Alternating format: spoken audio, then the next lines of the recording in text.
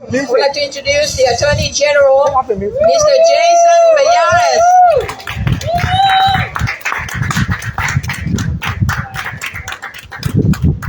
How are you all? Good. Thank you. Which way? Okay. Sound speaker. Yes. I'll stay right here. I'll follow directions. Do you? Okay, yes, over there. Again, good afternoon, everyone, and then thank you for taking your busy time to come and meet with the Attorney General, Mr. Jason Miyares. First of all, I would like to introduce Mr. Harold Pine, the Senior Advisor of the Office of the Attorney General. He has a few words and he will introduce the Attorney General. Thank you. Thank you for coming, you all. As you know, the Attorney General has been working hard on ethnic community, especially Asian community, and we went through the Chinese and Koreans and Vietnamese. We are the really majority in Northern Virginia, so he will come up here, meet and greet, and then his policy and his speak, and we may be entertaining a couple of questions maybe, depending on his schedule. He's a busy schedule visiting Eden Center. Here is our Attorney General, Jason Miyares. Well, it's great to be here. You all dialed up perfect weather, and it has been great to be back here. I remember speaking on a very rainy day, commemorating the fall of Saigon and that dark day that we had in both of our histories. And then also here on more celebratory moments as well. So it is so great. But, my story is in many ways very similar to so many others that have come to this amazing country seeking freedom. And in many cases fleeing the horrors of communism. My mother experienced that in Cuba. And she saw what it looked like, the evils of communism. She had her brother, my uncle, Angel Miyares, arrested in the middle of the night by the communist secret police, all because he had spoken out against the government. And so if your family came to this country seeking hope and opportunity, your family is a lot like my family. And it's been the honor of my life to be your Attorney General, the first child of an immigrant ever elected to this office. But I think whatever your background is, if you come here, you know about freedom. And that's why we in our office have worked so hard to embrace so many of our friends in this community, because they understand what freedom is and really what the American dream is. My favorite thing to do as Attorney General, I get to do a lot of great, fun things. But my favorite thing to do is actually to speak at naturalization ceremonies. One of my earliest memories was my mother coming in our kitchen and asking me to teach her the Pledge of Allegiance, because she had to learn it for her naturalization ceremony. And I was just a little child at the time. But that's when I realized our family was maybe a little different than a lot of my classmates. And I remember being in that courtroom in 1982 as a young child, seeing her take that oath of allegiance. And so to this day, it's always an amazing moment for me when I get to speak at these naturalization ceremonies. And the last one I spoke at, there were 86 new Americans from 39 different countries. And I got to both give some words and perhaps a little bit of wisdom to them, but I always end my remarks with this. On behalf of the Commonwealth of Virginia, it's the great honor of my life as the 48th Attorney General to welcome you home and to welcome you to freedom. And so that has animated so much of what I've done in the Attorney General's office in Richmond. What I tell every attorney that works for me, whether it's an attorney in the Major Crimes Division or prosecutors going after repeat violent offenders, or if it's somebody in consumer protection or civil rights or environmental protection, that I want everybody that works for me, I want their mindset to be that we're the people's protector. That's our job. Protecting Virginians. And that also means, candidly, protecting Virginians from anti-Asian discrimination. Because we unfortunately have seen that. We've seen that not just in the private sector, but tragically, in my opinion, we've seen it in the public sector. We've seen it in our schools. We have this ongoing investigation into Thomas Jefferson High School. And Thomas Jefferson High School for years had an admissions policy that I think was the best of America, which is if you have the grades and the test score, you can go. And then the school board changed it. They changed the admissions policy to this equitable system in which they got rid of just your grades and your test score and merit, and they changed it to and they hired this equity consultant out of California, paid this individual several $100,000 worth of work to come up with a new equity admissions policy at Thomas Jefferson High School, one of the great public schools in the entire country. And what they came up with was a system where they said equal outcomes for every student without exception. And to achieve those equal outcomes, you had to be willing to treat some students, in their words, not mine, purposefully unequally. I don't want to live in America where we're treating anybody purposefully unequally. And after they adopted this admissions policy, you saw over a 20-point drop in Asian student enrollment at Thomas Jefferson High School. And so you saw, and I heard this from parents, that I had one mom that shared with me, my daughter has done everything right. She has studied constantly. Her dream is to go to Thomas Jefferson High School. And now I have to tell you, you may not be able to achieve your dream just because, in her case, she was Korean American. I don't want to live in that. I want to live in America like that. And so that's why I have this ongoing investigation to protect your civil rights, because the only state-sanctioned form of bigotry today, in my opinion, is anti-Asian bigotry. Because you could see it at Thomas Jefferson High School and some of what's happening in higher ed. It shouldn't be harder to go to college of your choice and your dream just because of what your background is. That is against everything we believe as Americans. That's the promise of America, right? If you come here, you play by the rules, and you work hard, you can chase your dream. Doesn't matter where you came from. Doesn't matter what your background is. And so that's what I do as Attorney General, as the people's protector. We go after bad criminals, and we go against bad corporate actors as well, but it's also about protecting your civil rights. So it's a real honor to be back, and it's much sunnier weather than when I was here that day when it was pretty rainy out here in the parking lot. So I enjoyed spending some time with you all.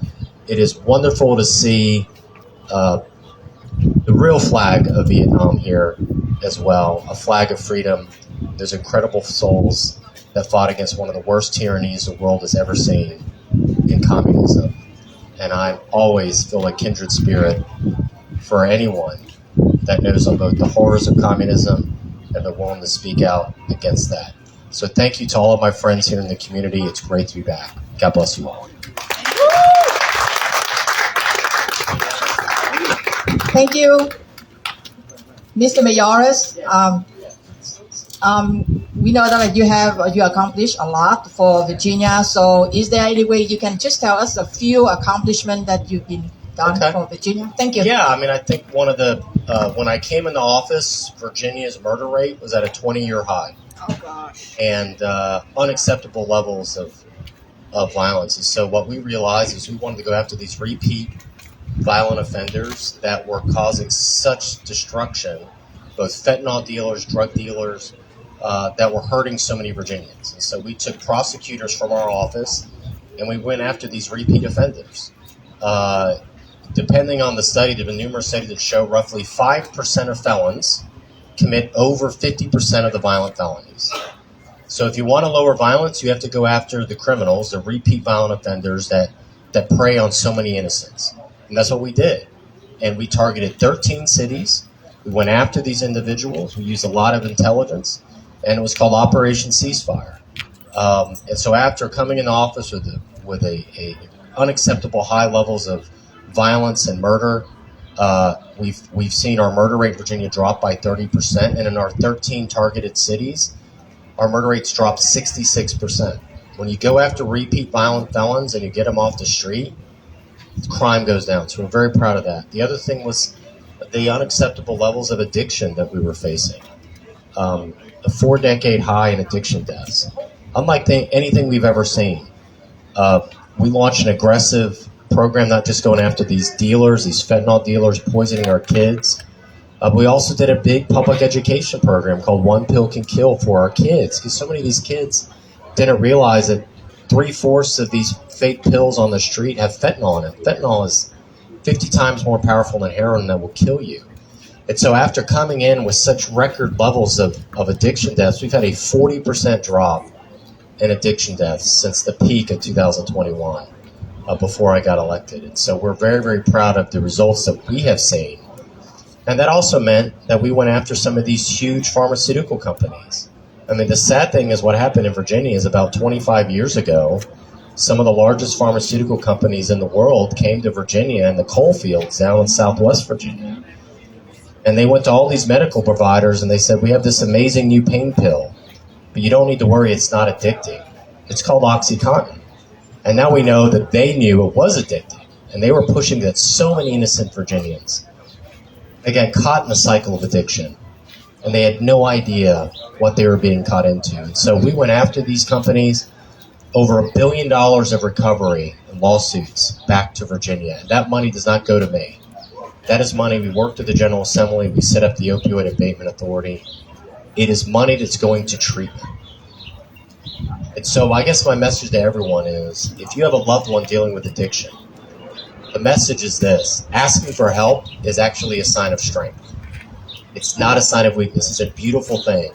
And we want you to go live your best life in this remarkable country we call home. Don't let addiction be that barrier. So we're also very proud of that accomplishment, of the record level of money we brought to Virginia that's gone towards addiction and getting people back on their feet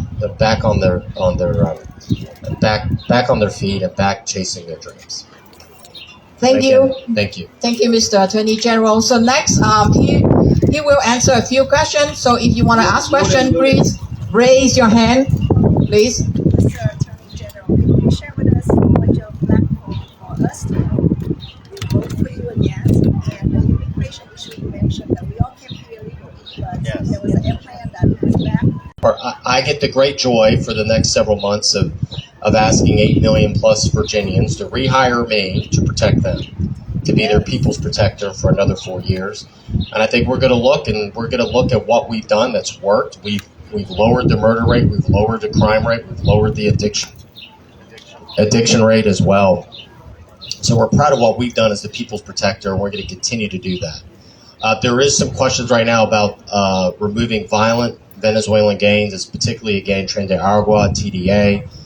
It is a gang that was sent here by the Venezuelan government. We have intelligence that shows that they intentionally and deliberately sent and allowed TDA to come to this country. The president is trying to remove this violent gang. They practice extortion, they drug smuggling, a variety of different very, very violent criminal acts. And so in our opinion, TDA, along with MS-13, are located in the D.C. metro area. They're located here. We want them out of our community.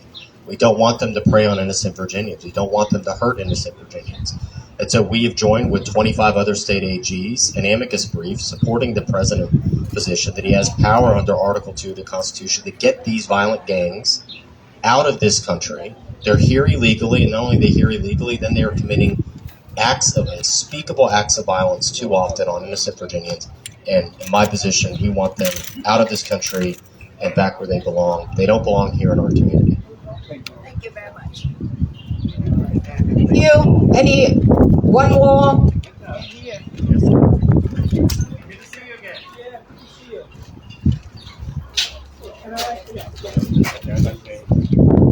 Hello, my name is Cheng Li. I'm a reporter from the Korea Times, and then I'm here to represent some Korean medical community. And then you mentioned that you want, Asian community or Korean community rehire you, and then what's your message to Korean community or Asian community?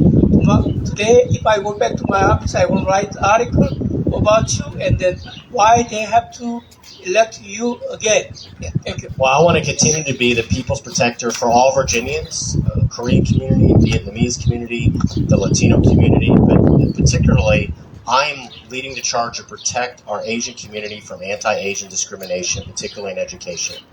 I want to see Thomas Jefferson High School go back to a merit-based where all the students, regardless of the background, can chase their dreams. I want our colleges to not be discriminating against Asian students when they're applying for college. That is a huge issue that we have tackled that's ongoing as well. And then also protecting our friends and neighbors from violent crime. They call the Attorney General Virginia's top cop. And so essentially what I'm asking everybody to do is give you another 4 years of having this badge to be the people's protector, to protect them and their communities, going after violent criminals, going after the fentanyl dealers, going after the big corporations. Hire me to protect them and be the people's protector for another 4 years. Thank you. So next we will take like a group picture. So I would like to invite everybody to line up over here.